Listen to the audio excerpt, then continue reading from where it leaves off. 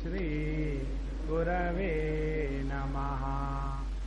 अज्ञानतिमिरान्धस्य ज्ञानाञ्जनशलाकया चक्षुरुन्मीलितं येन तस्मै श्री गुरवे नमः।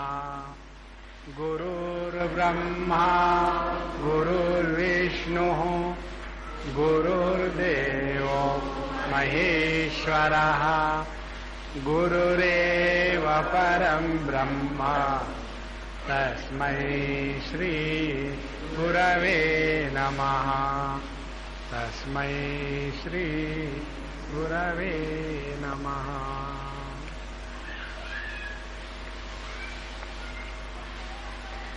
हमारे बात दोहराइएगा। श्री देवी उवाच श्रुतं देवमया सर्वं रुद्रयामलसंभवम् त्रिकभेदमशेषेण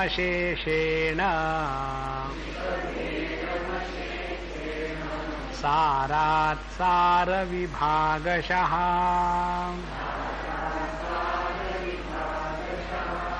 अद्यापि न निवृत्तो मे संशयः परमेश्वर।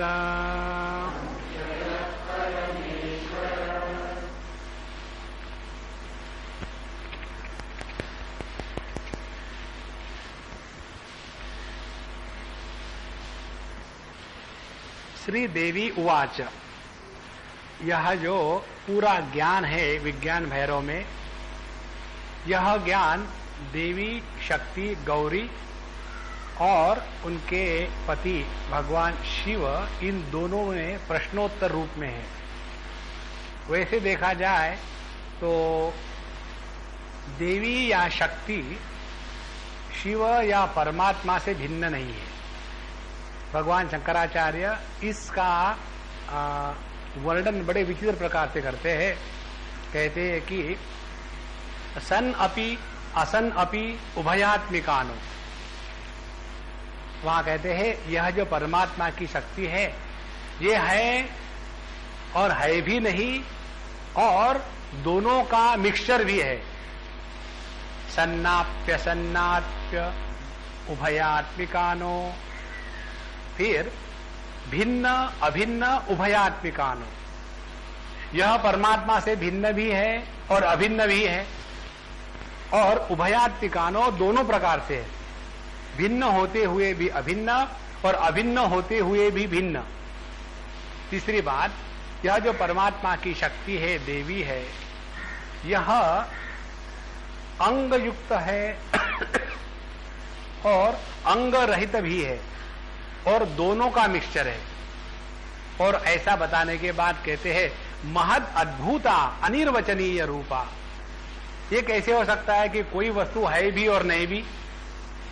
ये कैसे हो सकता है कि कोई वस्तु भिन्न भी है अभिन्न भी है? ये कैसे हो सकता है कि कोई वस्तु अंग सहित है और अंग रहित है? तो इसका वर्णन करना हो तो कैसा करे?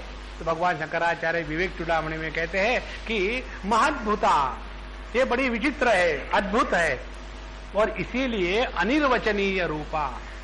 इसके बारे में किसी भी प्रकार का वचन करो, निर्वचन करो, किसी भी प्रकार से बोलो तो उसमें कोई ना कोई गलती ही निकल आएगी। इसको समझने के लिए योग शास्त्र में जो विचार की पद्धति बताई है वो सभी के सभी संशय अलग कर देती है।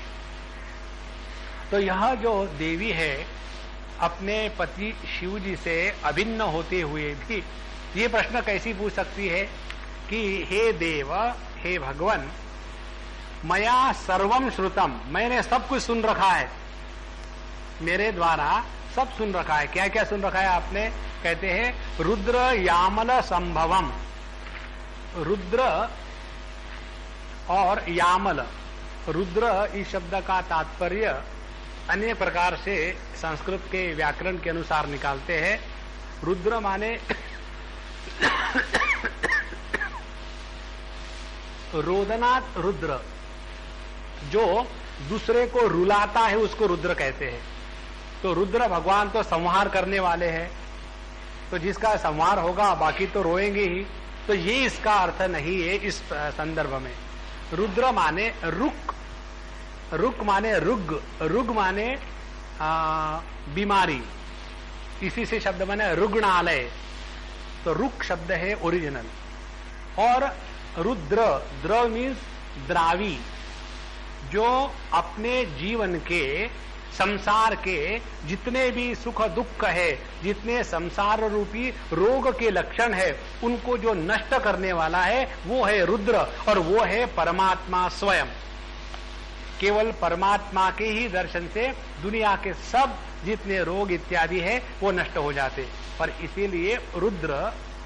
और दूसरा शब्द है कि हे देव, मैंने सब सुन रखा है, रुद्र। और दूसरा यामल। यामल का अर्थ है कि जो वस्तु हमेशा साथ साथ रहती है। जैसे हम कृष्ण कहेंगे तो कृष्ण के साथ अर्जुन महाराज आ ही जाते, कृष्णा अर्जुन संवादे। जैसे राम कहेंगे तो राम लक्ष्मण आ गए, जैसे राम कहेंगे तो राम सीता, सिया राम, राधा कृष्ण। इस प्रकार से हम प्रत्येक शब्द के साथ एक जुड़वा शब्द देखते हैं।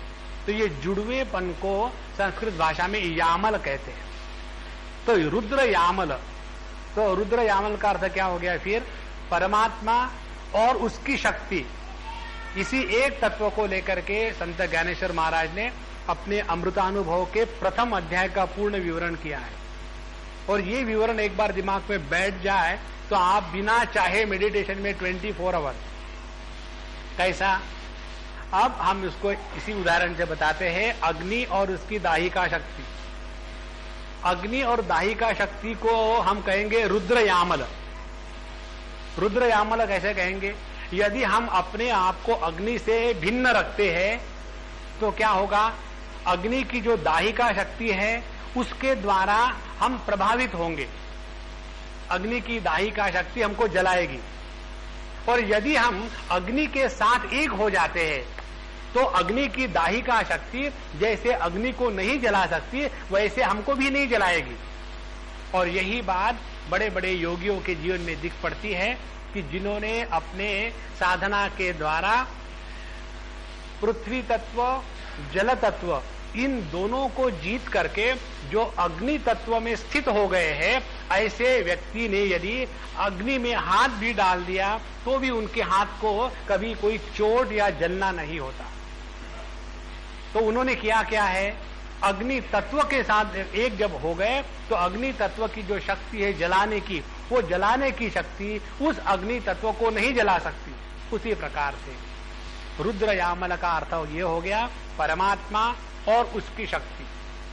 तो ये कभी भी एक दूसरे से भिन्न नहीं रह सकते, लेकिन एक दूसरे से भिन्न है, इसीलिए परमात्मा और उसकी शक्ति दो प्रकार के शब्दों से बोला जाता है।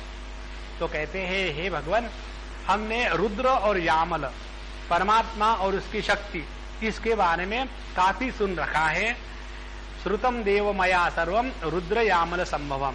अच्छा, क्या क्या आपने इसमें देखा, क्या क्या सुना? तो पहली बात कहते हैं त्रिक भेदम। अब त्रिक भेद, त्रिक ये भी एक योग शास्त्र का ही भाग है। और त्रिक माने तीन।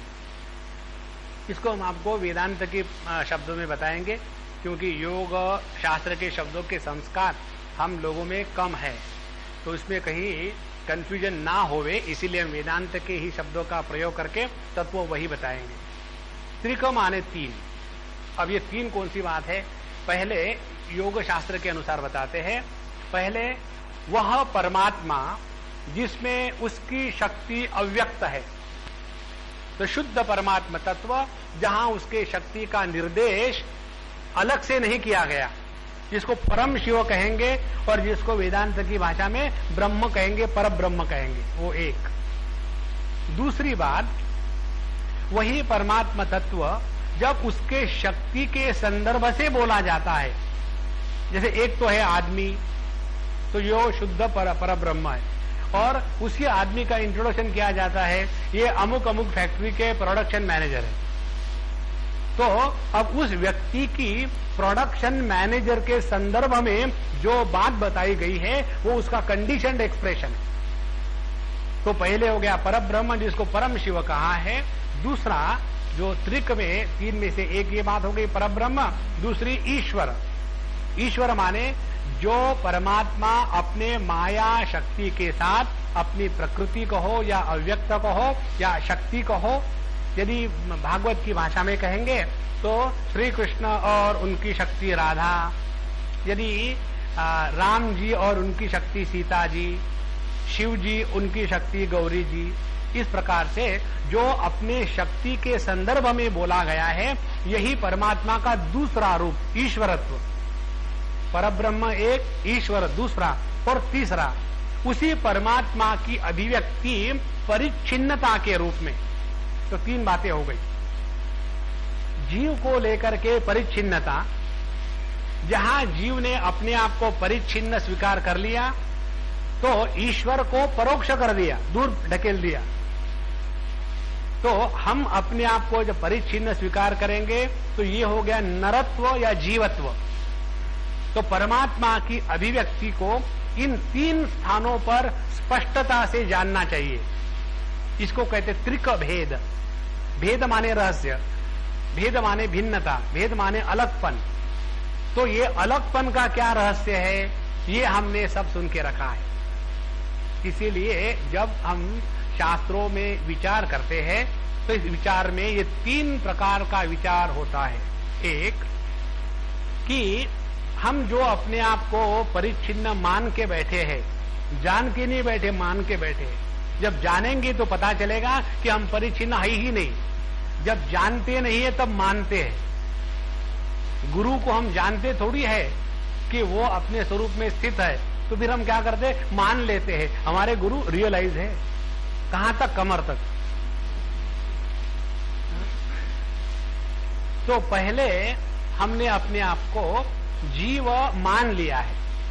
तो जीव को मान लेना, अपने आप को माने क्या, अपने आप को परिच्छिन्न कर लेना। परिच्छिन्न माने परितः छिन्न, छिद धातु है, छिद माने काटना। हमने अपने आप को चारों तरफ से काट के रखा है। कैसे काट के रखा है, हमने अपने आप को स्थूल शरीर समझ के रखा है, समझ के ही रखा है नहीं। दूसरी बात, हमने अपने आप को प्राणमय को समझ के रखा है, फिर मनोमय को समझ के रखा है, विज्ञानमय को समझ के रखा है और आनंदमय को समझ के रखा है। और इसके कारण मैं स्थूल शरीर में ही हूं और यही सब कुछ मैं हूं। तो जब मैंने अपने आप को परिच्छिन्न स्वीकार कर लिया तो बाकी मेरे से अपने आप अलग हो गए। और जहां दूसरेपन की भावना होगी वहां डर निश्चित होगा। द्वितीया त्वयि भयम भवति। तो पहला जो त्रिक शास्त्र का सिद्धांत है कि परमात्मा की अभिव्यक्ति तीन स्थानों पर है। एक जीव के रूप में, ममैवांशो जीवलोके जीवभूत सनातनः मनःषष्ठानि इंद्रियाणि प्रकृति स्थानि कर्षति। तो यह जीव क्या है, इसके बारे में विस्तार से जानना, ये है भगवान हमने कर लिया है जी।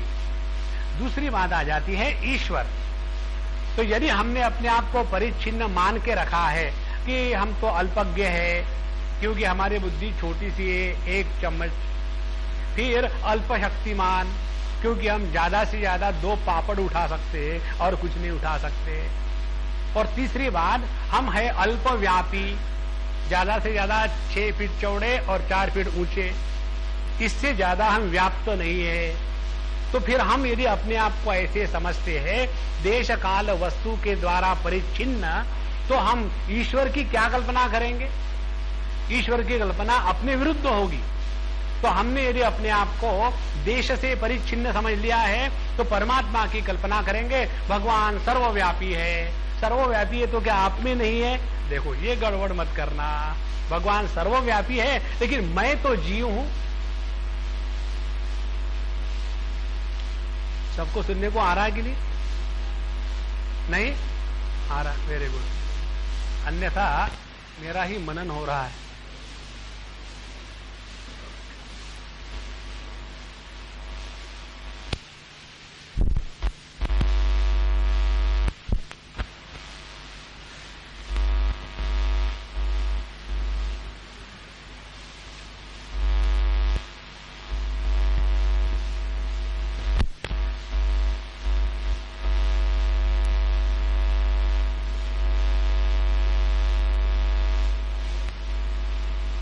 जी रोके ना हो।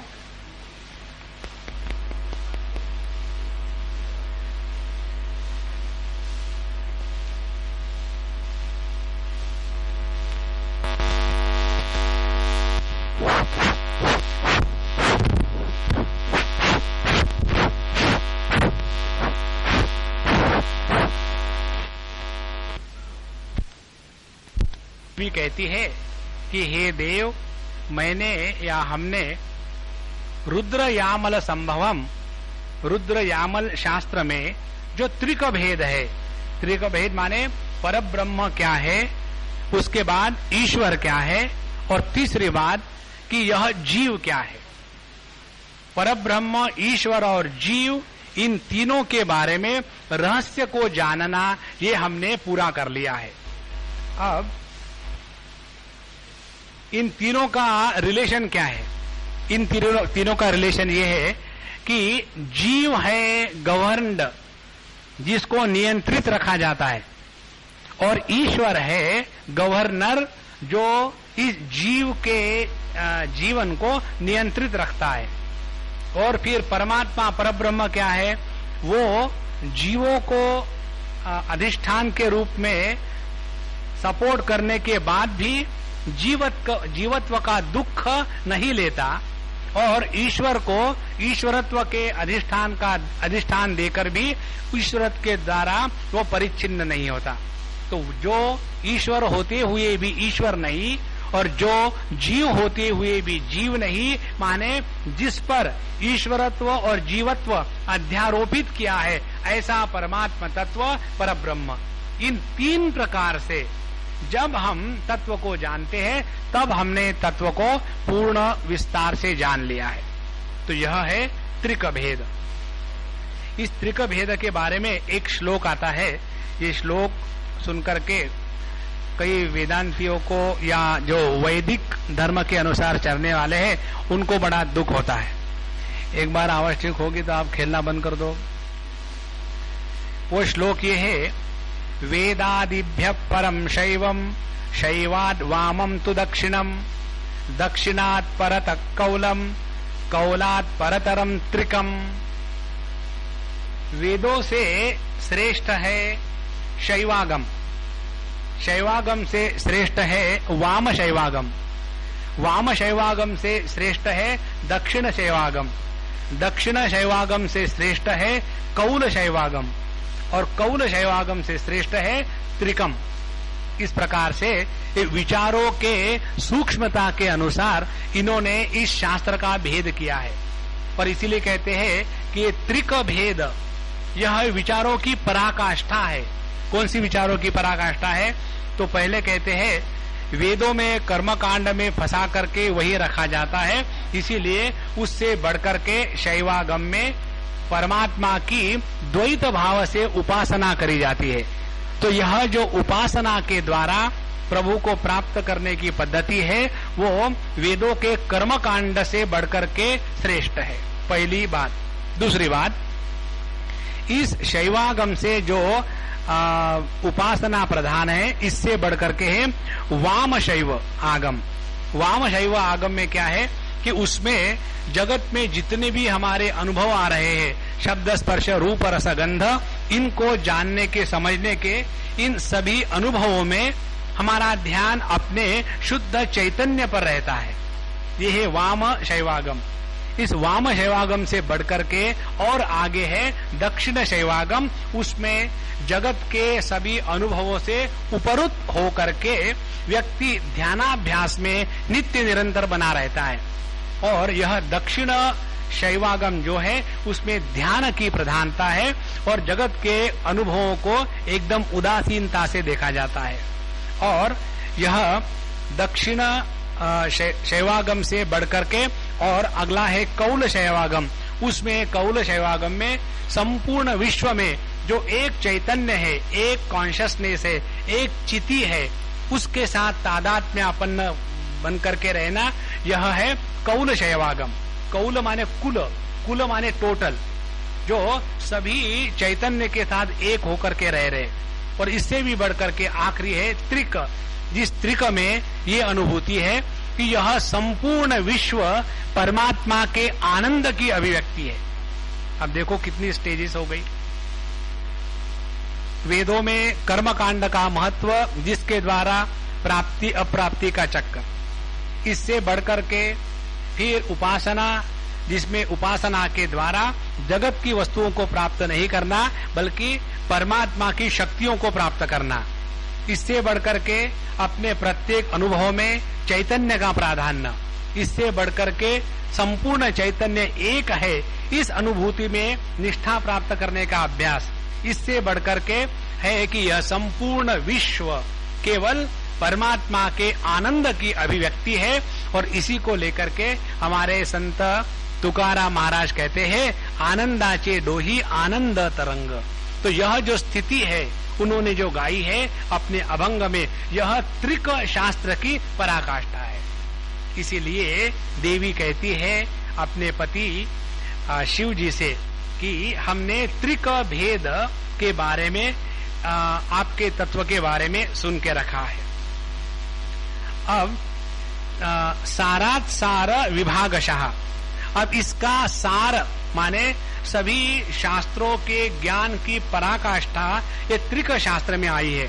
और क्या है, हमने आपको अभी बताया, त्रिक शास्त्र में इन तीन चीजों का विस्तार से वर्णन है कि परब्रह्म परमात्मा क्या है, फिर परब्रह्म परमात्मा की ईश्वर के रूप में अभिव्यक्ति क्या है, और यह ईश्वर जिस जीव का नियंत्रण करता है उस जीव की क्या स्थिति है। इस प्रकार से जीव के बारे में संपूर्ण विश्लेषण, जो साधना करके ईश्वरत्व को प्राप्त करता है और फिर ईश्वरत्व के परे जाकर के अपने ब्रह्म स्वरूप में स्थित हो जाता है।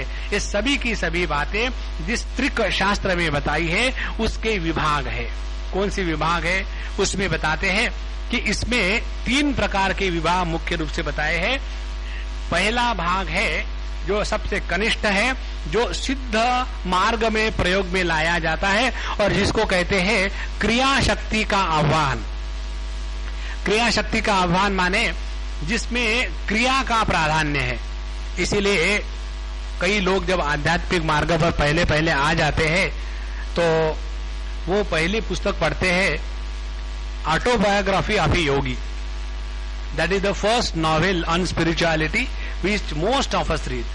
और उसको पढ़ने के बाद बड़ा जोश आ जाता है और फिर उसमें कहते हैं 10 बार उसमें क्रिया योग के बारे में बताया। फिर ऐसे लगता है अब हमको क्रिया योग करना ही है और फिर तुरंत 156 रुपए भेज करके रांची में वहां से उसका पॉम्पलेट मंगाते और फिर क्रिया योग शुरू हो जाता है। तो यह जो क्रिया योग है ये क्रिया शक्ति के प्रधानता से है। दूसरा आ जाता है ज्ञान मार्ग। तो पहले सिद्धों का जो है वो क्रिया योग का है। दूसरा है नामक, नामक नमक नहीं, नामक है जिसमें है ज्ञान की प्रधानता और ये ज्ञान की प्रधानता का वेदांत का मार्ग है और जिसमें ज्ञान मार्ग की प्रधानता है। और तीसरा है मालिनी शास्त्र के अनुसार जिसमें ज्ञान और क्रिया इन दोनों का संतुलन है, यह है भक्ति मार्ग। इस प्रकार से 3 भेद है इस त्रिक शास्त्र के साधना के दृष्टि से। एक क्रिया प्रधान साधना, दूसरी ज्ञान प्रधान साधना और तीसरी ज्ञान क्रिया का समन्वय भक्ति प्रधान साधना। इन तीनों का जो निचोड़ है, हे भगवान, हमने इसके द्वारा आपके बारे में सुन रखा है। लेकिन फिर भी कहती है देवी जी,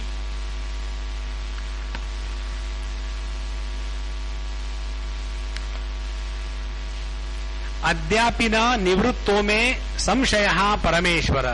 हे परमेश्वर, ये मैंने सब सुन के तो रखा है लेकिन फिर भी मेरा अभी संशय समाप्त नहीं हुआ। तो किसके बारे में संशय है आपको, ये अब अगले श्लोकों में देवी पूछेगी। उसके पहले 2-3 शब्द समझ ले। और जब कहते हैं कि देवी ने पूछा तो क्या ये भूतकालिक क्रिया है? और देवी ने क्यों पूछा? जब वो देव के साथ हमेशा रहती है तो क्या पूछने की आवश्यकता है? इस प्रश्न का उत्तर साधु संत बड़ी सरलता से और अच्छे प्रकार से देते हैं। वो कहते हैं कि वैसे यह परमात्मा की पराशक्ति यह पराशक्ति काल के परे है। क्यों कि अभी मन निर्माण नहीं हुआ। मन की निर्मिति प्रारंभ होती है पश्यंती वाणी से। पश्यंती वाणी में वाच्य और वाचक इसके भेद का अभी प्रारंभ नहीं हुआ। फिर मध्यमा वाणी में वाच्य वाचक भेद का प्रारंभ हुआ है, लेकिन वो केवल वृत्ति रूप में रहते हैं। और वैखरी वाणी में आकर के वाच्य वाचक में वृत्ति रूप भेद नहीं है, बल्कि वस्तु और वृत्ति ये दोनों अलग अलग हो जाते हैं। इसीलिए जब परावाणी देवी पूछती है तो उसका तात्पर्य यह है कि जो हम जीव वैखरी वाणी के स्तर पर रहते हैं उनको कैसा पता चले। इसीलिए यह प्रश्न देवी ने परावाणी ने किया। माने परावाणी फिर क्या हो गई? जब परावाणी में जिज्ञासा निर्माण हो जाती है तो उस जिज्ञासु को पश्यंती वाणी के स्थान पर रख दे। और जब ये जिज्ञासु अपनी जिज्ञासा को शांत करने के लिए गुरु के पास पहुंच जाता है तो उसको हम कहेंगे वो मध्यमा वाणी में पहुंच चुका है। और जब वो मध्यमा वाणी के पास पहुंचा और फिर गुरु के पास गया और वहां जाकर के उसने गुरु महाराज को प्रश्न पूछे कि हे गुरु महाराज, हमको बताइए, को नाम बंधः कथमेश आगतः, कथम प्रतिष्ठास्य कथम विमुक्तः, को सावनात्मा परम का आत्मा तयोर विवेक। हे भगवान, हमको बताइए बंधन क्या है, मोक्ष क्या है, जीव क्या है, जगत क्या है, आत्मा क्या है, अनात्मा क्या है, अनात्मा से जीव को मुक्ति किस प्रकार से लेनी चाहिए। ये सभी की सभी बातें यह परावाणी पूछ करके साधक के लिए बहुत ही योग्य प्रकार की विचारधारा निर्माण कर देती है। और इसीलिए इस देवी ने ये प्रश्न पूछे। अब उवाच जब भूतकाल कहा तो उसके द्वारा ये कहना है कि परावाणी में परावाणी हो गई पहली, उसके बाद हो गई पश्यंती वाणी। तो हमेशा काल किसको कहते हैं? काल कहते हैं जब हम किसी सीक्वेंस को एस्टैब्लिश करते हैं। Establishment of a sequence is called as the concept of time.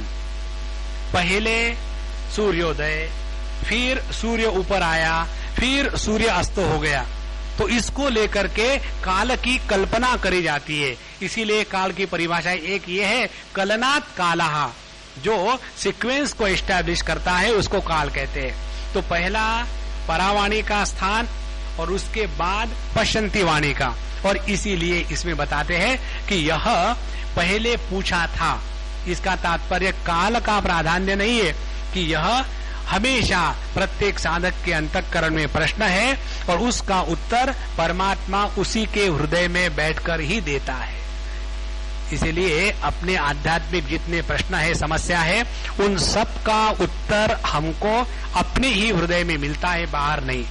जो व्यक्ति अंतर्मुखी होकर के गुरु के चरणों में समर्पित होकर के विचार करना प्रारंभ कर दे, उसके जीवन में सभी के सभी जितने भी प्रश्न है उनका उत्तर उसको मिल जाएगा।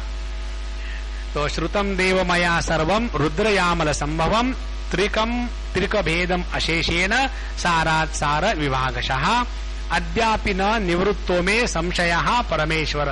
हे भगवान, हमने इतना सब कुछ किया फिर भी हमारे मन में अनेक संशय है, वो अभी भी निकले नहीं, अभी उनमें संशय है।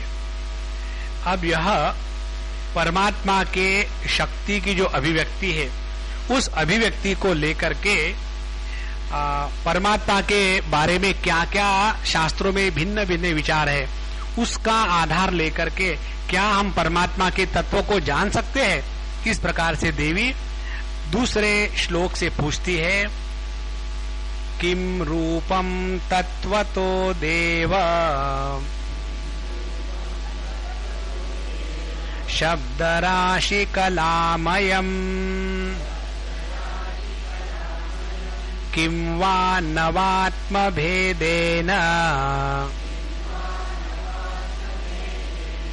भैरवे भैरवाकृतौ त्रिशिरो भेद भिन्नं वा किं वा शक्तित्रयात्मकम् नादबिन्दुमयं वापि किं चन्द्रार्धनिरोधिकाः चक्रारूढमनस्कं वा किं वा शक्तिस्वरूपकम्।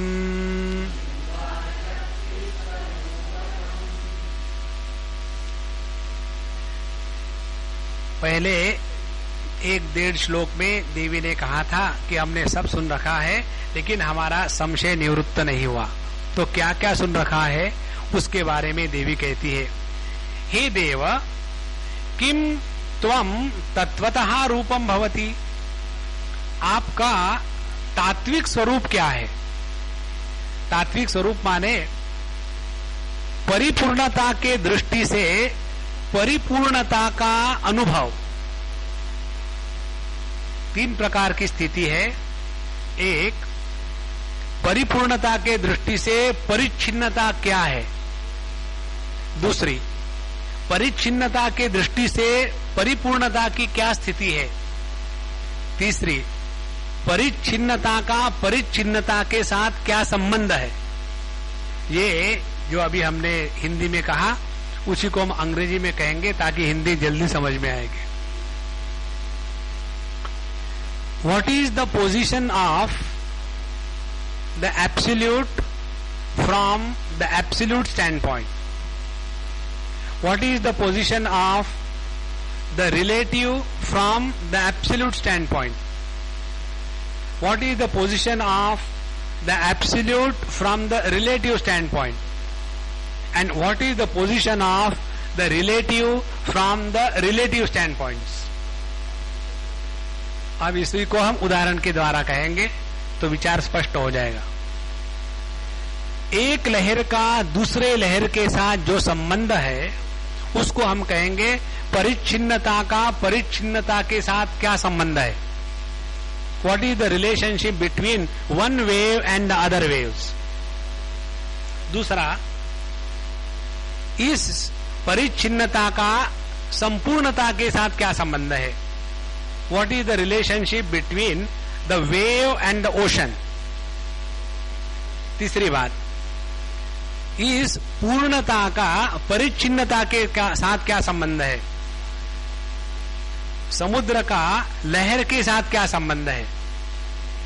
और चौथा, जो एब्सोल्यूट है परिपूर्ण है उस एब्सोल्यूट का इन सब के साथ क्या संबंध है। माने पानी का, लहर और समुद्र इनके साथ क्या संबंध है।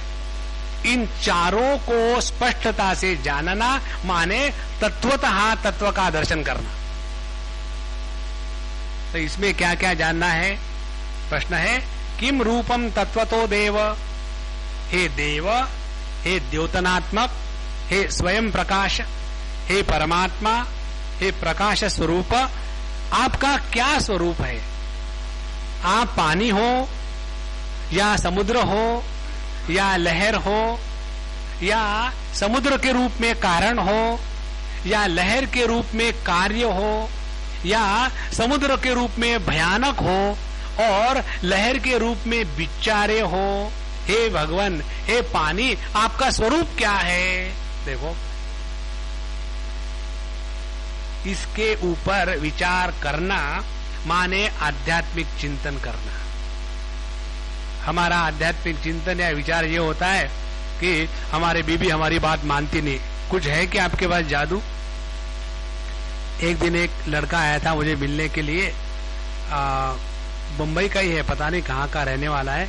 आया बड़ा ऐसा घबराया हुआ सा, और आने के बाद आकर के नमस्कार चमत्कार हो गया। बोले स्वामी जी मुझे कुछ आपसे पूछना है। मैंने देखो मैं नहाने जा रहा हूँ, सत्संग को जाना है, अभी मेरे पास टाइम नहीं है। बोले सिर्फ 5 मिनट के लिए, आप सिर्फ हाँ कह दो, मैं आगे चला लूंगा। ठीक है, हाँ जाओ। नहीं सुनू तो सही, क्या सुनना है। फिर उन्होंने कहा कि मेरी जो पत्नी है बड़ी प्रॉब्लमेटिक है।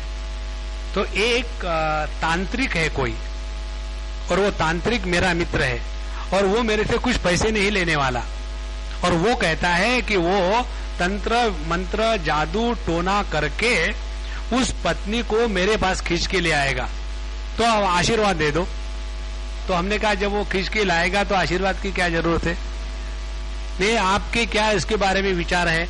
हमने कहा देखो महात्मा जी, वो आपके पत्नी को आपके पास जादू टोना करके खींच के ले आएगा, उसके बाद आप पर जादू टोना करके आपको एक खूंटे को बांध देगा, उसके बाद आपके पत्नी को जादू टोना करके फिर अपने साथ ले जाएगा, और तुम जादू टोने में ही रहे हो थ्रू आउट योर लाइफ। इसीलिए यदि हमको इस तत्व का दर्शन करना है तो ये फालतू चीजों से मन हटावे और इस बारे में विचार करें। कौन से बारे में? सापेक्षता का स्थान संपूर्णता के दृष्टि से क्या है, संपूर्णता का दर्शन सापेक्षता से कैसा होता है, सापेक्षता में क्या रिलेशनशिप है, और ये सब का दर्शन जब परिपूर्ण होगा तब जाकर के तत्व का दर्शन होता है।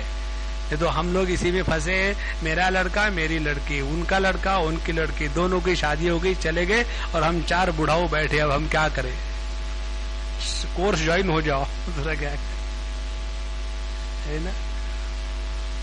किम रूपम तत्वतो देव, पहली बात। अब क्या क्या रूप है भगवान का, इस रूप को प्राप्त करने के लिए कहते हैं भैरवे भैरवा कृतौ। भैरवे माने शैवागम में, भैरवे भैरवे शास्त्रे। भैरव शास्त्र का अर्थ हमने पिछले बार आपको बताया था, उसमें 3 शब्द आते हैं, भ र और व। भ माने भरणात्मक, र माने रवणात्मक, और व माने वमनात्मक। जो इस सृष्टि का निर्माण करता है, पालन पोषण करता है, और इस सृष्टि का संहार करता है, जो सृष्टि स्थिति लय इन तीनों का आधार है, वह भैरव, वह परमात्मा। तो भैरवाकृतौ, भैरवाकृतौ मीन्स भैरवार्थम, चतुर्थी विभक्ति है। भैरव को प्राप्त करने के लिए पर्पज इसके पीछे है। तो हमको अपने जीवन में इस परमात्मा तत्व को जानने के लिए भैरव शास्त्र में क्या बताया है, इसके बारे में हमने सुना है, वो आपको पूछते हैं। क्या क्या सुना है आपने?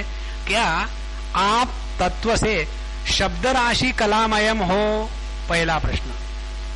यहाँ देवी ने 8 प्रश्न पूछे हैं, और इन 8 प्रश्नों के उत्तर भगवान एक ही झटके में दे देते हैं, ये सबको छोड़ो।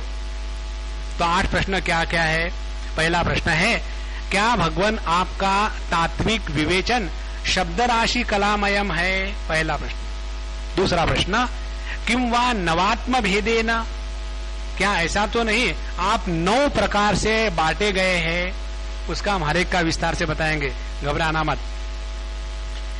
क्या आप 9 प्रकार से बांटे गए हो शास्त्रों में, वो तो आपका वास्तविक स्वरूप नहीं है। फिर कहते हैं, किम त्रिशिरो भेद भिन्नम वा, त्रिशिरो भेद रूप से 3 सर वाले होकर के वो तो आप नहीं है। तीसरा प्रश्न। चौथा प्रश्न, किम वा शक्ति त्रयात्मकम, क्या आप परमात्मा की जो 3 शक्तियां हैं, ज्ञान शक्ति, क्रिया शक्ति और इच्छा शक्ति, क्या आप वो 3 इच्छा शक्ति के रूप में तो नहीं हो? फिर अगला प्रश्न है, नाद बिंदुमयम वापी, क्या आप नाद स्वरूप हो या बिंदु स्वरूप हो? आपका असली स्वरूप क्या है? फिर चंद्र अर्ध निरोधिका, ओम के ऊपर में जो अर्ध चंद्र आता है, कहीं आप वो अर्धचंद्र रूप में तो नहीं है? ओम के अर्धचंद्र के ऊपर में बिंदु आता है, कहीं आप उस बिंदु के रूप में तो नहीं है? और एक शब्द और है निरोधिका। निरोधिका माने सरल लाइन, जिसको कहते हैं स्पीड ब्रेकर। तो क्या आप उस सरल लाइन के रूप में तो नहीं है? और अगला प्रश्न कहते हैं, चक्रारूढ़म अनचकम, अनचकम माने ह, ये सब संस्कृत व्याकरण के शब्द है। अच माने वह ध्वनि जिसमें स्वर नहीं होता। जैसे आप कोई भी वर्ण का उच्चारण करें, क ख ग घ य, तो उसमें स्वर मिलाप करके उसका उच्चारण किया जा सकता है। लेकिन ह, ये जो एस्पिरेट जो है, उस ह का उच्चारण बिना ही वावेल के हो सकता है, बिना ही स्वर के हो सकता है। तो कहीं आप वो तो नहीं है अनच क चक्रारूढ़, चक्रारूढ़ माने ये जो षड चक्र भेदन कुंडलिनी के जागृति में आता है, कहीं आप वो तो नहीं है। और 8वां प्रश्न है, कहीं शक्ति स्वरूपकम, क्या आप ये परमात्मा की जो शक्ति है, गौरी है, देवी है, माया है, क्या वो तो आप नहीं है? इस प्रकार से 8 प्रश्न उन्होंने पूछे। अब इन 8 प्रश्नों में से एक एक प्रश्न का हम विस्तार से अध्ययन करेंगे। प्रत्येक प्रश्न का क्या अर्थ है।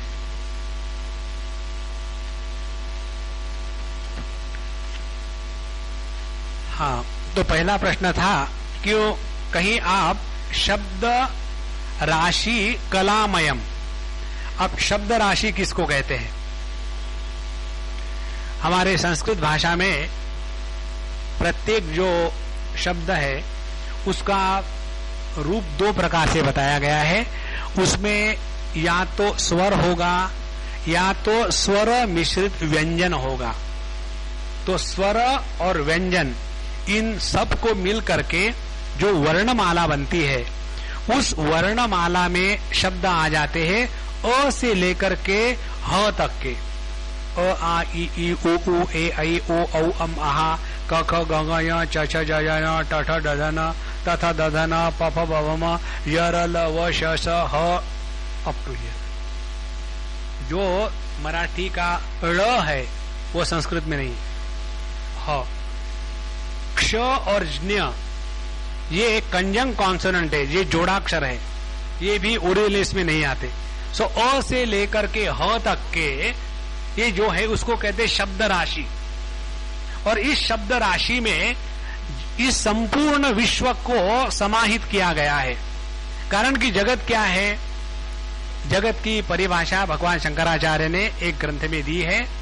अस्ति भाति प्रियम रूपम नाम रूपम च इति अंशकम आद्यत्रयम ब्रह्म रूपम जगद रूपम ततोद्वयम। यह संपूर्ण विश्व में प्रत्येक वस्तु के 5 भाग है।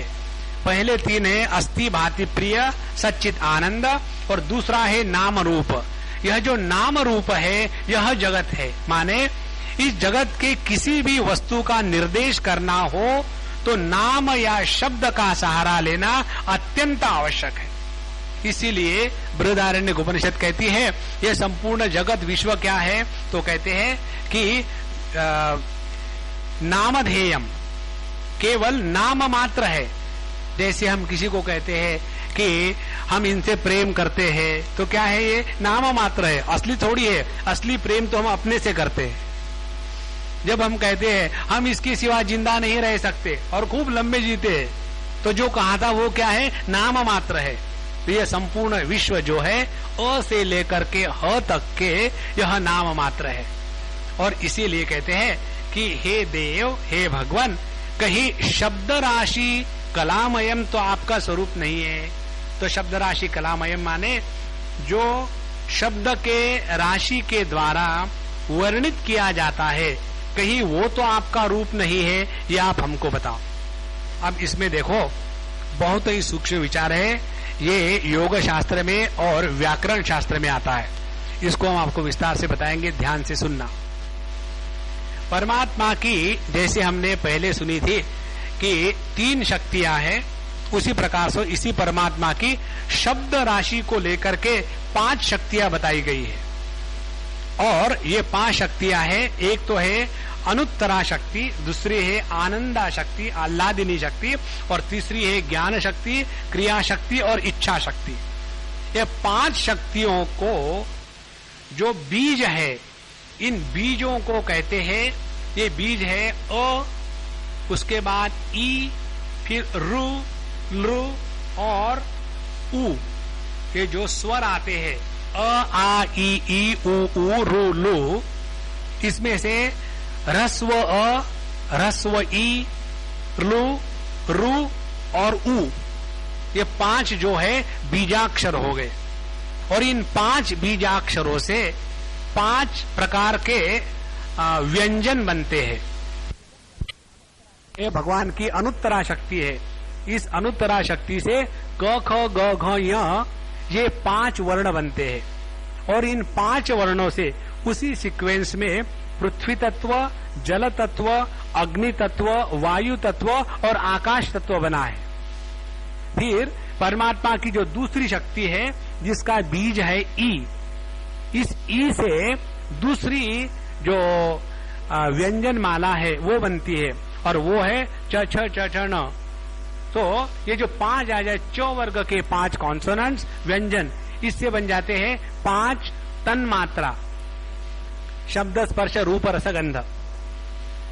तो च से बनेगा गंध उसी मात्रा में, जैसे हमने पहले देखा था पृथ्वी, फिर जल, फिर अग्नि, वायु और आकाश, उसी सीक्वेंस में गंध, रस, रूप, स्पर्श और शब्द, ये 5 तन्मात्रा। और फिर ओ हो गया, ई हो गया, फिर आता है रू। रू इस बीज मंत्र से बन जाते हैं 5 कर्मेंद्रिय। फिर लू इस मंत्र से बन जाते हैं 5 विषय। और जो आखिरी है ऊ मंत्र, बीज मंत्र, उससे बन जाते हैं प फ ब भ म, ये है 5 ज्ञानेन्द्रिय। और जो लू बचा रहता है उससे बन जाते हैं अंतःकरण पंचमम। हम लोगों ने वेदांत में तो अंतःकरण चतुष्टय सुन के रखा है ना, मन बुद्धि चित्त अहंकार। योग शास्त्र में उसको अंतःकरण चतुष्टय नहीं कहते, उसमें कहते हैं मन, अहंकार, बुद्धि, उसके बाद प्रकृति और पुरुष। तो मन जो है वो विकल्पात्मक है, बुद्धि निश्चयात्मक है, अहंकार जो है इन बुद्धि और विकल्प इनको धारण करने वाला है, प्रकृति हमारे प्रत्येक का जो विचित्र स्वभाव है वह, और इस प्रकृति में प्रतिबिंबित परमात्मा जो है उसको कहते पुरुष। ये 5 के 5 करके अंतःकरण बनता है। इस प्रकार से देवी जी का प्रश्न है कि भगवान कहीं आप शब्द राशि कलामयम तो नहीं है। देखो कितनी विस्तार से विचारधारा यहाँ है। तो यह संपूर्ण जगत क्या है फिर? अब ये संपूर्ण जगत है केवल शब्द का उच्चारण मात्र। इसीलिए जो ऋग्वेद में भी आता है मंत्र और बाइबल में भी कहते हैं, in the beginning was the word was with the God was the word, and the whole world is nothing but the words and words alone.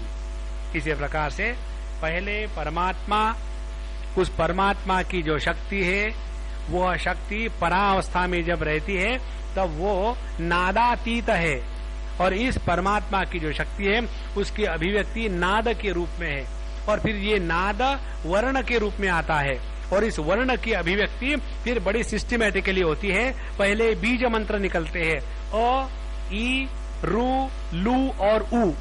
इन 5 बीज मंत्रों से बन जाते हैं 5 व्यंजन, क वर्ग, च वर्ग, ट वर्ग, त वर्ग, प वर्ग। सो इन 5 व्यंजनों के जो समूह है इनसे बन जाते हैं फिर 5 प्रकार के तत्व। क वर्ग से बनते हैं पंच महाभूत स्थूलीकृत पंचीकृत, फिर च वर्ग से बनते हैं तन्मात्रा विषय, फिर बन जाते हैं कर्मेंद्रिय, ज्ञानेन्द्रिय और अंतःकरण पंचकम। इस प्रकार से यह संपूर्ण सृष्टि केवल शब्द का विलास मात्र है। जरा ध्यान से सुनना, यदि ये बात शास्त्रों में बताई है तो परमात्मा का दर्शन करने के लिए कौन सी साधना करनी पड़ेगी? Decide yourself. सरल बात है, जब तक कि हम शब्दों में फंसे रहेंगे परमात्मा से बहुत दूर रहेंगे। शब्दों में कैसे फंसे रहेंगे? पहले हम शब्दों में फंसे रहते हैं शब्द स्पर्श रूप रसगंध विषयों में। ये विषय क्या है? विषय है फल, इसका बीज है यही शब्दों में। इसीलिए सुषुप्ति अवस्था के आनंद का कारण यही है, वहां शब्द अभी अभिव्यक्त नहीं हुआ है। तो ये जो 4 वाणियों की बात आती है हमारे शास्त्रों में, वैखरी वाणी स्थूल शरीर के साथ तादात्म्य करने के बाद शुरू होती है और वहां से जागृत अवस्था है। मध्यमा वाणी सूक्ष्म शरीर के साथ तादात्म्य, फिर स्वप्नावस्था, फिर पश्यंती वाणी जिसमें कारण शरीर के साथ तादात्म्य होकर के सुषुप्ति अवस्था, और परावाणी जो इस तुरीय तत्व के साथ है, इन सब के परे है। और परमात्मा इन सभी चारों के भी जो परे है, तुरीयातीत जो तत्व है वह परमात्मा, वह अपनी असलियत है। तो उसके लिए साधना क्या कर रही है? पहले जागृत अवस्था को जीतना है। जागृत अवस्था को जीतने के लिए करना यह है कि हम किसी भी शब्द जाल में ना फंसे, किसी भी विषय में ना फंसे जहां हमने अपने आप को स्थूल शरीर के विषय, स्थूल शरीर को निर्देशित करने वाली वैखरी वाणी, इनको हमने जीत लिया है। हमने अपने जीवन के 1/4 युद्ध को जीत लिया है। जीवन का 1/4 युद्ध माने ब्रह्मचर्याश्रम। फिर हम आ जाते हैं मध्यमा वाणी जो स्वप्नावस्था है, जिसको कहते हैं गृहस्थाश्रम। गृहस्थाश्रम स्वप्नावस्था ही तो है, और क्या है। और इस गृहस्थाश्रम को, स्वप्नावस्था को, मध्यमा वाणी को जब हम जीत लेते हैं तो वहां से आ जाते हैं सुषुप्ति अवस्था में, जिसको कहते हैं वानप्रस्थाश्रम। जहां टाइम मिले सो लो, अब क्या कुछ करना ही नहीं। गृहस्थों को नींद नहीं आती और वानप्रस्थों को नींद की सिवा दूसरा कुछ नहीं आता है ना। वो सुषुप्ति अवस्था में चले गए। और इससे भी बढ़कर के परा वाणी में जाके बैठना माने संन्यास आश्रम में रह करके इन तीनों अवस्था से ऊपर उठ गए। जब तीनों अवस्था से ऊपर उठ जाएंगे तब कहीं जाकर के हम परमात्मा के शक्ति के साथ एक हो गए। इस प्रकार से हमारे शास्त्र में ये जो कहा है ब्रह्मचारी, गृहस्थ, वानप्रस्थ, सन्यासी, या वैखरी, मध्यमा, पश्यंती, परा, या शूद्र, वैश्य, क्षत्रिय, ब्राह्मण, ये सभी के सभी जो शब्द है, इन शब्द का जो पूर्ण स्वरूप है वो इस शास्त्र में बताया है। इन सब का प्रारंभ हो जाता है इस एक नाद मात्र से। इसीलिए पूरी जो साधना है वो ये है कि अनेक से एक की तरफ जाते रहे, अनेक से एक की तरफ जाते रहे। जितना ही हम जाते रहेंगे उतना स्वरूप में पहुंचेंगे। तो देवी का प्रश्न ये है कि हे भगवान, कहीं आप यह शब्द राशि कलामयम तो नहीं है। अब शब्द हो गया, राशि हो गई, अब शब्द रहा कला। कला किसको कहते हैं? कला माने परमात्मा की वो शक्ति जिसके कारण अ से लेकर के 5 व्यंजन बनते हैं, ई से लेकर के 5 व्यंजन बनते हैं। जैसे एक है चावल, एक चावल से इडली, डोसा, उत्तपम एंड मुरुकुडू एंड खुरुकुडू, ये 5 जो चीजें बनती है वो कैसी बनती है? जब कोई एक साउथ इंडियन अम्मा आती है और अच्छे राइस को खराब कर देती है तो उससे 5 प्रकार के विकार तैयार हो गए। उसी प्रकार से कला यह परमात्मा की वो शक्ति है जिसके द्वारा प्रत्येक बीज का विभागीकरण होकर के एक ही जो अबीज है उसके द्वारा स्थूल पंचमहाभूत निर्माण होते हैं। तो 2 बातें हो गई, एक परमात्मा के शक्ति का विकास और दूसरी बात परमात्मा के शक्ति के विकास करने की शक्ति। ये 2 जिसमें निहित है वह शब्द राशि। हे भगवान, कहीं आपका स्वरूप यह शब्द राशि मय तो नहीं है। अब देखो कैसा आनंद आ गया, आनंद आ गया। हम कंफ्यूज हो गए, पता नहीं कहाँ स्थूल पंचमहाभूत है, फिर सूक्ष्म पंचम वो अ के साथ है कि ई के साथ है कि रू के साथ है कि लू के साथ है कि ऊ के साथ है, और कहाँ ज्ञानेन्द्रिय, कहाँ कर्मेंद्रिय, राम राम राम राम। इस सब का तात्पर्य इतना ही है। तात्पर्य क्या है? ये तात्पर्य हम आपको कठोपनिषद की श्रुति से बताते हैं। कठोपनिषद में बताते हैं यच्छेद्वांग मनसि प्राज्ञः तद यच्छेद ज्ञान आत्मनि, ज्ञान आत्मनि महती नियच्छेद, तद नियच्छेद शांते आत्मनि। वो यही प्रक्रिया है। वहां कहते हैं यच्छेद वांग मनसी प्राज्ञः। जो साधक है, इंटेलिजेंट साधक है, बुद्धू ब्रांड नहीं है, वो क्या करे, वाक माने वैखरी वाणी को अपने मन में संभाले, माने वैखरी वाणी से हट करके मध्यमा वाणी में प्रवेश करे। वैखरी वाणी से हट करके मध्यमा वाणी में प्रवेश करना माने स्थूल जगत के विषय, स्थूल जगत के अनुभव और स्थूल जगत का अनुभव करने वाला इन तीनों का श्राद्ध मनावे। इस स्थूल जगत की कोई भी वस्तु या व्यक्ति ऐसी नहीं है कि जिसको लेकर के दुखी होवे। इस स्थूल जगत का कोई भी अनुभव ऐसा नहीं है कि जिसको लेकर के फुदकने लगे। इस स्थूल जगत का जो अनुभव करने वाला है जागृत पुरुष, उसके प्रति सहानुभूति ना रखे। यही तो चक्कर है हम सब लोगों के संसारी पने का। जब हम दुखी होते हैं then we want sympathy from the world. फिर चेहरा लटकाए है, क्या हुआ, ये पहले ही पूछते तो मैं ऐसा मेकअप क्यों करता। और जब कोई आकर के हमको सहानुभूति देता है, नहीं नहीं you are so great, actually no people do have not recognise you. और ये सभी के साथ होता है। देखो जीसस की महिमा उसको मरने की बात हुई तो वो और घबरा जाता, बापा मुझे भी मरना पड़ेगा क्या। देखो संतो, यच्छेद्वांग मनसी प्राज्ञः, पहली स्थिति ध्यान करने की, जागृत अवस्था से हटे, वैखरी वाणी से हटे और अपने मध्यमा वाणी में आ जाए।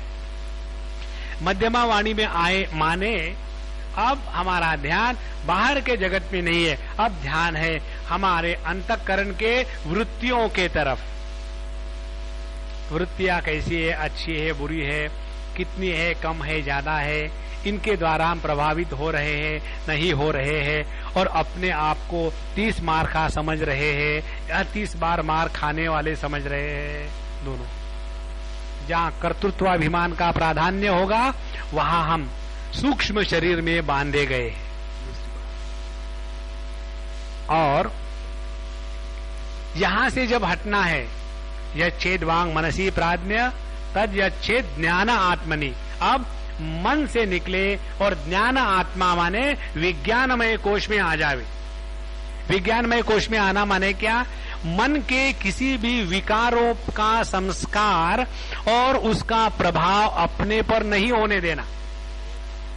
मन में क्रोध आया तो क्रोधी नहीं बने, मन में दुख की वृत्ति आई तो दुखी नहीं बने, मन में लोभ की वृत्ति आई तो लोभी नहीं बने, मन में कंफ्यूजन की वृत्ति आई तो कंफ्यूज नहीं बने, मन में अशांति की वृत्ति आई तो अशांत नहीं बने, मन में शांति की वृत्ति आई तो ऐसा ही हमेशा रहना चाहिए, ऐसी कल्पना करके विक्षेपों को निर्माण न करे। तब जाकर के हमने अपने मन को विज्ञानमय कोश में एब्सॉर्ब कर लिया है।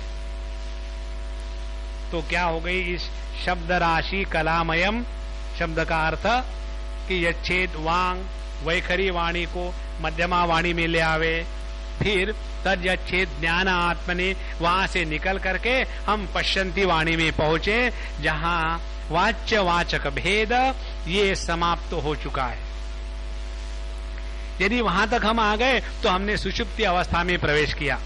और ये सुषुप्ति अवस्था कैसी है, ये सुषुप्ति अवस्था वो है कि जिसमें जागृत अवस्था है, लेकिन जागृत अवस्था के जो भेद दर्शन की समस्या है, भेद दर्शन की समस्या अब इस पश्यंती वाणी में नहीं है।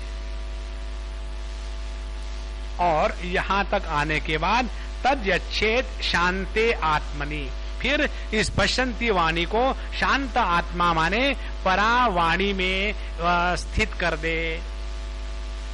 ये है सब शब्द राशि कलामयम। अब देखें हम लोग कहाँ हैं। यदि हम वैखरी वाणी में फंसे हैं तो जागृत जगत के अनुभवों को जागृत जगत के लाभ हानि को और जागृत जगत की व्यक्तित्व को ज्यादा महत्व होगा।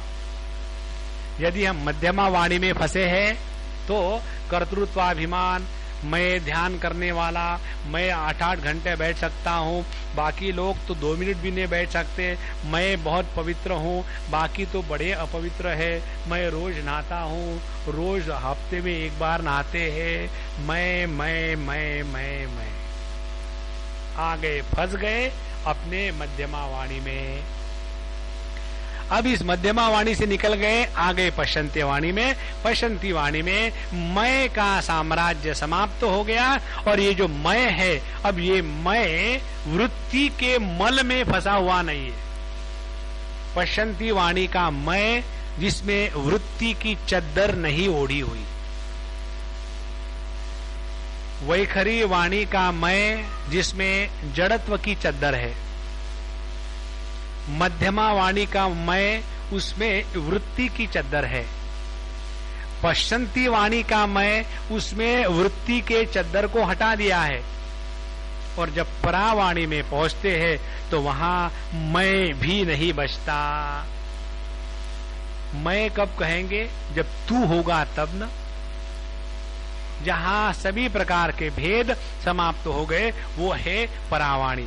वहां तक पहुंचना ये साधक के प्रयत्न का फल है, ईश्वर के अनुग्रह का फल है, गुरु की कृपा का फल है। तो देवी का प्रश्न ये है कि हे भगवान, आप शब्द राशि कलामयम, कहीं ये तो आपका स्वरूप नहीं है। अब इतना सब विस्तार से सुनने के बाद जब भगवान बताएंगे छोड़ो छोड़ो बच्चों की बातें मत करो, तो आदमी को कितना गुस्सा आएगा। बड़ा मुश्किल से तो समझा है ना। जैसे पहले पहले वेदांत में सुनने के लोग आते हैं ना और पंचीकरण की प्रक्रियाएं पढ़ते हैं। एक 1 egg of space, another egg made out of air, और तीसरा फिर अग्नि अंड, फिर चौथा जल अंड और 5वां पृथ्वी अंड। और हमारे स्वामी जी की पुस्तक में अंडाकृति उनके आकार निकाले हैं। और फिर पंचीकरण की प्रक्रिया, फिर उसका पहले आधा टुकड़ा होता है और ऊपर का आधा टुकड़ा टोपी के जैसा वैसा का वैसा बना रहता है, और नीचे का जो आधा टुकड़ा है वो वर्टिकली डिवाइड होता है। फिर उसमें से 4 बच्चे निकलते हैं और एक बच्चा दूसरे के घर में चला जाता है, दूसरा बच्चा दूसरे के घर में चला जाता है, और फिर वही की वही स्थिति आती है, लेकिन नीचे के जो 4 एलिमेंट हैं वो बदल चुके हैं। इस प्रकार से जो पंचीकृत स्थूलीकृत हो जाता है उसके द्वारा जगत बन जाता है। जब आदमी उसको पहले बार पढ़ता है, बाप रे वेदांत शास्त्र बड़ा कठिन, और थोड़ा आगे जाने के बाद इस सब को ब्रश किया जाता है एक शब्द के द्वारा कि ये सब स्थूलीकृत पंचीकृत महाभूतों की सृष्टि है, इसके चक्कर में मत पड़ो। अरे राम राम, तो इतना क्यों समझाया? वही बात यहाँ है, इसलिए इसका विचार करना अत्यंत आवश्यक है। अब देखो ये जो शब्द राशि कलामयम, तो शब्द राशि और शब्द राशि को कलना देने वाली शक्ति, 2 वाक्यों। तो ये कौन सी शक्ति है जिसके कारण अ का विभाजन क ख ग घ य में हो जाता है? थिंक, अ का उच्चारण होता है कंठ से, और जब हम किसी भी प्रकार का प्रयत्न नहीं करते तब समझो जो आवाज निकलेगा उसका उच्चारण होता है अ, जैसे अ। अब इस अ में हम विकार लाएंगे क, तो अ का जब क किया तो कुछ हमको विशेष प्रकार की शक्ति को अ के साथ मिलाना पड़ा, तब जाकर के क हुआ। फिर ख, फिर और ज्यादा जोर देना पड़ा, क ख, फिर ग। ग में फिर भिन्न प्रकार का जोर है, क ख ग घ। फिर ग और घ में फिर एक और ह की मात्रा मिला दी। अब देखो ये जो संगीत सीखने वाले होते हैं, सा रे ग, और हमारे जैसे जो औरंगजेब है सा रे ग, तो अगले वाला कहते रहा ठीक से गाओ ना, ठीक से तो गा रहे, आपने सा कहा, हमने सा कहा, आप ग हमने ग कह दिया, क्या फर्क है?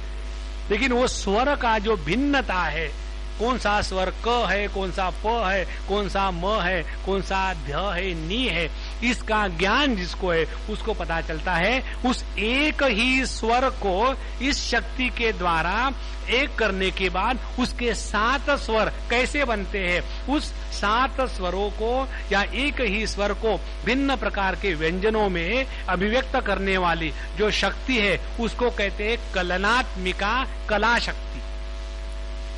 तो हे भगवान, क्या आप शब्द राशि कलामयम तो नहीं हो? पहला प्रश्न ये है। अब उसके बाद इस परमात्मा की अभिव्यक्ति में 2 बातें आ जाती है। शब्द को ही पूरा कर ले कि परमात्मा शुद्ध परब्रह्म जब इस शब्द के साथ नहीं जुड़ा रहता तब उसको हम कहेंगे अव्यक्त परब्रह्म। अभी उसकी अभिव्यक्ति हुई नहीं, तो अव्यक्त परब्रह्म अपने ये शब्द शक्ति के साथ रहते हुए भी अभी उसने अपने शब्द शक्ति को रिलीज नहीं किया। कारण क्या? शक्तिमान और उसकी शक्ति। तो शक्तिमान अपने शक्ति को अपने ताबे में रखता है, अपने कंट्रोल में रखता है। तो वह परब्रह्म जिसने अपने इस शब्द शक्ति को अभी रिलीज नहीं किया, वो है परमात्मा की ट्रांसेंडेंटल स्थिति, विश्वोत्तीर्ण स्थिति, अभी विश्व के साथ एक नहीं हुआ। और यही परमात्मा जब शब्द का सहारा लेकर के अभिव्यक्त हो जाता है तब उसको कहते हैं शब्द ब्रह्म। तो वेदों का एक नाम है शब्द ब्रह्म। तो ये शब्द ब्रह्म क्या है? वही परमात्मा जब शब्द का सहारा लेकर के अभिव्यक्त होने लग जाता है तो उसी को कहते हैं शब्द ब्रह्म। अब सवाल ये है, परमात्मा शब्द ब्रह्म है कि परमात्मा शब्द ब्रह्म से परे? इसी को लेकर के हमारे शास्त्र कहते हैं कि वेद अपौरुषेय है।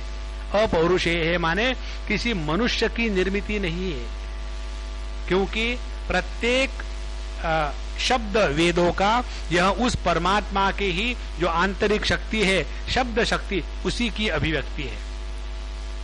तो उनका प्रश्न ये हुआ, फिर अब देवी का क्या प्रश्न हुआ कि भगवान, हमने रुद्रयामल त्रिक भेद शास्त्रों में आपके बारे में अनेक बातें सुन के रखी हैं। उसमें एक बात यह है कि कहीं आप तत्वतः असलियत में अपने स्वरूप से शब्द राशि कलामय तो नहीं हो। तो क्या हुआ तात्पर्य? तात्पर्य ये हुआ, हे भगवान, क्या आप शब्द से युक्त है या शब्द से रहित है? हम आपका दर्शन कैसा करें? क्या हम आपको शब्दों में पकड़ के समझे या शब्द के परे होकर के समझे? ये आप हमको बताओ। देखो कितने महत्व की बात। यदि हम शब्द में ही फंसे रहेंगे तो हम परमात्मा के पास कभी नहीं पहुंच सकते। इसीलिए भगवान शंकराचार्य अपने विवेक चूड़ामणि में कहते हैं कि अविज्ञाते परे तत्वे शास्त्राधीतिस्तु निष्फला, विज्ञातेपि परे तत्वे शास्त्राधीतिस्तु निष्फला। यदि हमने शास्त्रों का अध्ययन करके परमात्मा को जान लिया तो शास्त्र बेकार हो गए, और यदि हमने शास्त्रों का अध्ययन किया और परमात्मा को नहीं जाना तो भी शास्त्र बेकार हो गए। देखो, क्योंकि शास्त्र क्या है? केवल परमात्मा के पास पहुंचने के लिए एक माध्यम मात्र है। इसलिए भगवान उसके बाद कहते हैं शब्द जालम महारण्यम चित्त भ्रमण कारणम। जब तक हम इस शब्द जाल में फंसे रहेंगे, वैखरी वाणी में फंसे रहेंगे, तब तक के हम स्वरूप के पास नहीं पहुंच सकते। तो देवी का प्रश्न ये है, गौरी जी का, कि हे भगवान, आप हमको ये बताइए कि हम आपको शब्द के सहित जाने या शब्द के रहित जाने। अब देखो, कठोपनिषद में ये विचार आता है। वहां यमराज बताते हैं, आश्चर्यो वक्ता कुशलोस्य लब्धा, आश्चर्यो ज्ञाता कुशलानुशिष्टा। कहते हैं ये परमात्मा तत्व बड़ी आश्चर्य की बात है। आश्चर्य क्या है, कहाँ है? बोले आश्चर्य है, पहले तो वक्ता में आश्चर्य है। कैसे वक्ता में आश्चर्य है? वक्ता बोलते जाता है और क्या बोलता है कि परमात्मा वाणी का विषय नहीं है ना आश्चर्य। और दूसरी बात, दूसरा आश्चर्य है शिष्य। वो ये शिष्य इस बोलने के द्वारा ही समझता है कि परमात्मा बोलने का विषय नहीं है, और ये समझने के बाद ये जानता है कि परमात्मा समझ का भी विषय नहीं है। ये दूसरा आश्चर्य। और ये कौन कर सकता है कि जब आश्चर्यो ज्ञाता कुशलो अनुशिष्टा, जब कुशल गुरु ने, कुशल गुरु माने जो ब्रह्मनिष्ठ श्रोत्रिय गुरु है, वो आकर के जब शिष्य को, सदगुरु जब शिष्य को ज्ञान देते हैं, तभी जाकर के ये ज्ञान होता है कि परमात्मा शब्द के परे होते हुए भी, शब्द के द्वारा वर्णनातीत होते हुए भी, शब्द के माध्यम से ही परमात्मा के पास पहुंचा जा सकता है। इसीलिए भगवान नारायण का जो वाहन है गरुड़, उसके बारे में विचार आते हैं शास्त्रों में। गरुड़ को कहते हैं वह सामवेदात्मक है, और इस सामवेद के मंत्रों पर बैठ करके परमात्मा हमारे हृदय में अवतरित होते हैं। और सामवेद क्या है? सामवेद गानात्मक है। और गाना कब गाते हैं? जब व्यक्ति आनंद में होता है, हिंदी सिनेमा को छोड़ करके। जो गान है, जो गीत है, ये आनंद की अभिव्यक्ति है। इसीलिए भगवान भगवत गीता में कहते हैं वेदानाम सामवेदोस्मि। तो ऋग्वेद, यजुर्वेद, अथर्ववेद, इनमें से भी बढ़कर के यदि मेरी अभिव्यक्ति तुमको कहीं देखनी है तो सामवेद में हूं। क्यों? कि परमात्मा की अभिव्यक्ति आनंद रूप से है, और वो आनंद अभिव्यक्त होता है इन मंत्रों में जो संगीत है, संगीत के रूप में। और इस संगीत को ही कहा है गरुड़। तो जो संगीत पर आरूढ़ होकर के हमारे जीवन में आते हैं वह परमात्मा। तो देवी का प्रश्न हो गया, भगवान हम आपको कैसे जाने? क्या हम आप शब्द के परे है? क्या आप प्रत्येक शब्द में है? या प्रत्येक शब्द में जो विकृत होने की शक्ति है उस शक्ति के रूप में है, या इन सब के परे है? हे भगवान, आप हमको अपने स्वरूप के बारे में बताइए। देखो कितने आनंद की बात है। अब देखो इस समय आप सबका जो मन है ना, वो जिस स्थिति में है उस स्थिति को कहते हैं कि अब हमारा मन पश्चंती वाणी के पास पहुंच चुका है। मैं बताने के बाद सब गड़बड़ हो जाएगी। इस समय हमारे मन में ये विचार नहीं है कि मैं स्त्री हूं, पुरुष हूं, मरीज हूं कि डॉक्टर हूं, अमीर हूं कि गरीब हूं, पढ़ रहा हूं कि सुन रहा हूं, मेरे बच्चे हैं कि मेरे पेरेंट्स हैं, मुझे कोई सुखी करता है कि दुखी करता है। ये सभी के सभी विचार इस समय एब्सोल्युटली एब्सेंट। और इस समय हमारा मन, अंतःकरण किसी भी प्रकार के भेद का समर्थन नहीं कर रहा है। यह जो अंतःकरण की स्थिति है, इस अंतःकरण की स्थिति को कहते हैं अब हम पश्चंती वाणी के पास पहुंच चुके हैं। यह जो हमारे अंतःकरण की नित्य निरंतर स्थिति है, इसी के द्वारा प्रभु का दर्शन हो सकता है। तो करना क्या है? शब्द को समझ करके, समझने के बाद त्याग करना है। जो त्याग ना समझी से होता है उसमें दुख है, और जो त्याग समझदारी के साथ होता है उसमें आनंद है। जब हम अपने जेब से पैसों का त्याग करते हैं क्योंकि किसी ने हमारी जेब काट ली तो दुख होता है, लेकिन जब हम अपने जेब से पैसों का त्याग करते हैं, स्वयं होकर के किसी मंदिर में चढ़ावा चढ़ाया तो भी हमारे जेब से पैसा निकल गया है, लेकिन वो ज्ञान के द्वारा है और इसीलिए उसमें आनंद की अनुभूति है। तो यह ज्ञान के द्वारा समझदारी के साथ शब्द और शब्द की राशि, इनका त्याग करना, इसी के द्वारा हम स्वरूप में पहुंचते हैं। और इसीलिए यह जो पहला प्रश्न है देवी का कि हे भगवान, आप कहीं शब्द राशि में तो नहीं है, कहीं आप शब्द ब्रह्म तो नहीं है, कहीं आप शब्द ब्रह्म के परे तो नहीं है, आपका असली स्वरूप क्या है ये हमको बतावे। अब इस प्रश्न में मालूम है देवी कहाँ फंसी हुई है? वो यहाँ फंसी हुई है कि उसने ये कल्पना करी कि जैसे जो परमात्मा शब्दों के परे है, यदि शब्दों के साथ रह लेगा तो क्या बंधन में आ गया?